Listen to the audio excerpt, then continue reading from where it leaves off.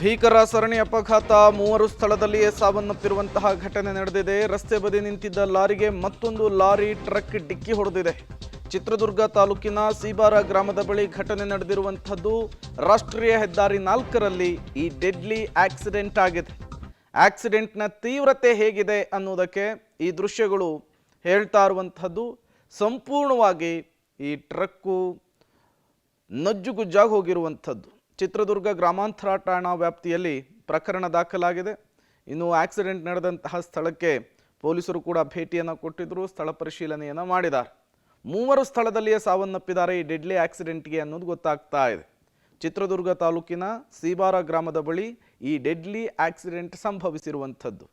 ಈ ಆಕ್ಸಿಡೆಂಟ್ನ ತೀವ್ರತೆ, ಭೀಕರತೆ ಹೇಗಿತ್ತು ಅನ್ನೋದನ್ನು ಈ ಫೋಟೋ ಹೇಳ್ತಾ ಇದೆ. ಯಾವ ಪ್ರಮಾಣದಲ್ಲಿ ಮುಖಾಮುಖಿಯಾಗಿ ಡಿಕ್ಕಿಯಾದಂತಹ ಪರಿಣಾಮ ಸಂಪೂರ್ಣವಾಗಿ ಅಪ್ಪಚ್ಚಿಯಾಗಿದೆ ಲಾರಿ ಮತ್ತು ಟ್ರಕ್ ಅನ್ನೋದನ್ನು ನೀವು ಗಮನಿಸ್ತಾ ಇದ್ದೀರಿ. ರಸ್ತೆ ಬದಿ ನಿಂತಿದ್ದಂತಹ ಲಾರಿಗೆ ಮತ್ತೊಂದು ಲಾರಿ ಮತ್ತು ಟ್ರಕ್ ಡಿಕ್ಕಿ ಹೊಡೆದು ಈ ಡೆಡ್ಲಿ ಆಕ್ಸಿಡೆಂಟ್ ಸಂಭವಿಸಿದೆ. ಅದು ಕೂಡ ರಾಷ್ಟ್ರೀಯ ಹೆದ್ದಾರಿ 4ರಲ್ಲಿ ಈ ಭೀಕರ ಆಕ್ಸಿಡೆಂಟ್ ಸಂಭವಿಸಿರುವಂಥದ್ದು.